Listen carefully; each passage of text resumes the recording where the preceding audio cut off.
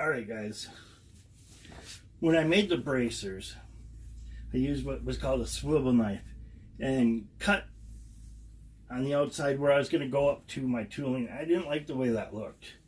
So this time I actually just used a stitch groover. I don't know if you guys can see that. To make the area, and you can, to make the area where it's all going to go. And then I got the stitch groove. The purpose of the stitch groove is so that the stitches lay inside that and they don't get caught on anything and rip. Now I do hand stitching, so when I do it, if you rip a stitch, it's not going to come undone all the way down. Now with the sewing machine, part of the problem with one of the sewing machines is that if you do rip that one stitch, it's going to all unravel. But I mean, there's pros and cons to everything. Don't just say, oh, he says that a sewing machine is bad. A sewing machine's good, but hand stitching's good too. I like hand stitching the best, of my opinion. So I've got that down. I've got where my stitches are going to go. I've got my inside tooling groove. Now, I can't go any further because I need my backgrounder. And so one of the things, leather gets dirty as you rub it with your hands, and you know, you're just working with it. There's marks there, but that was from, I think that's actually from where the leather was hung when it was actually preserved. So I'm actually just going to clean it up. I have some saddle soap here, and I'm just going to kind of clean up the leather. Give it a nice cleaning so that, I don't know if that part will come out, but that's going to be up by the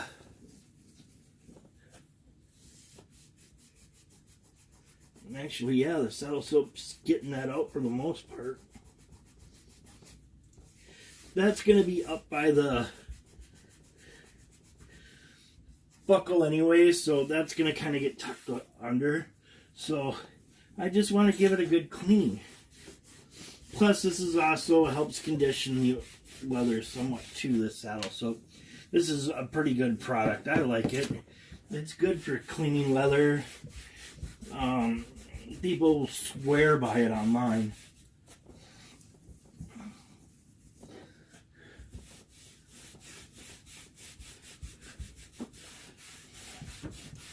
So yeah, I'm just kind of cleaning everything up.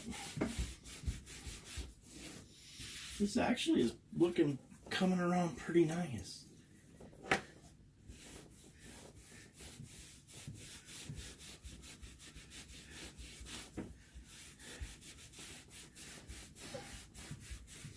Now, yeah, I got pen mark on here, but like I said before, what's going to happen is before I stain, I'm going to go and do edge beveling on the whole project. That way there's not a corner to catch on anything or anything like that. And you'll see what I mean by that. I don't know if I showed that on any other projects, but you'll see it on this one because I'm definitely going to be doing it on this one, so it looks nice. And then burnishing that edge. Since this is going to be a sewn, that edge is going to get burnished too. And this way it just cleans it all up and gets it looking really nice. Going to help condition the leather too, so it doesn't dry out too much.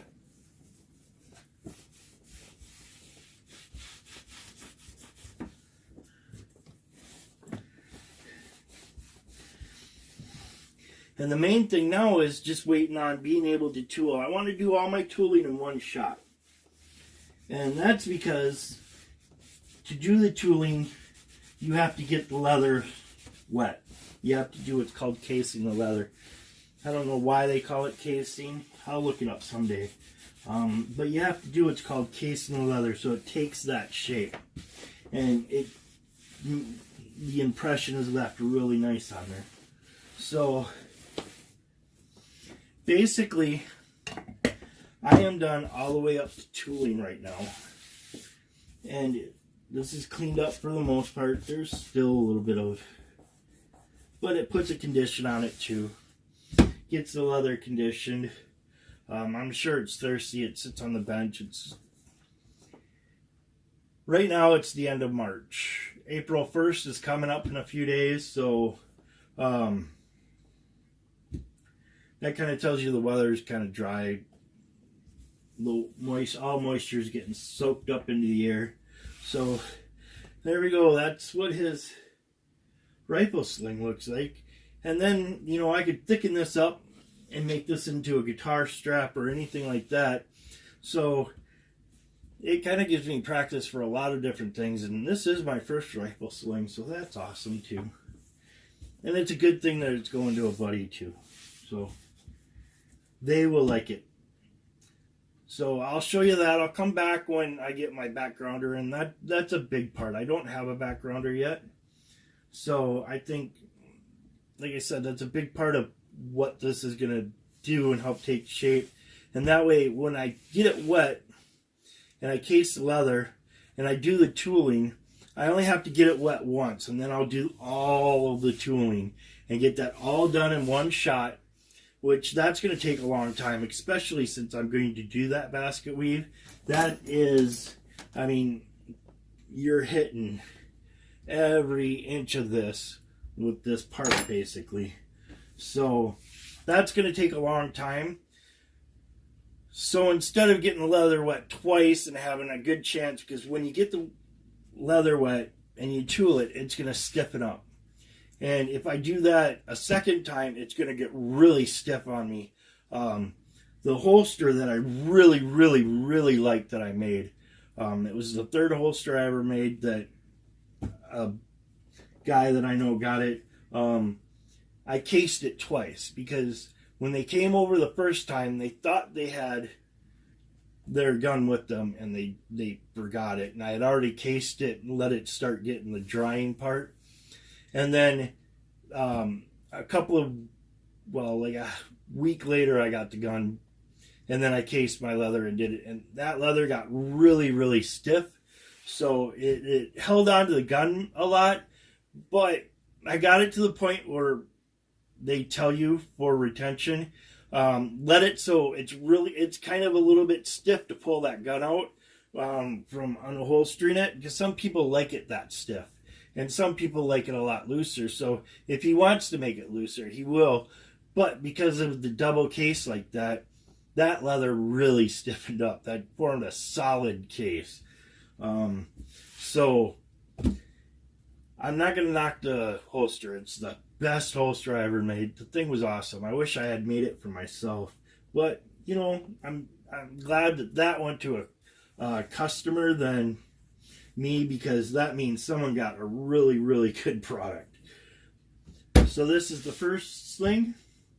It's all ready for everything except for the tooling. I think I've hit all the points I wanted to hit in this video. So I'm just gonna say thanks for watching, guys. I'll come back with the next video for the tooling, but until then, I hope you have a good life. Thanks. Bye.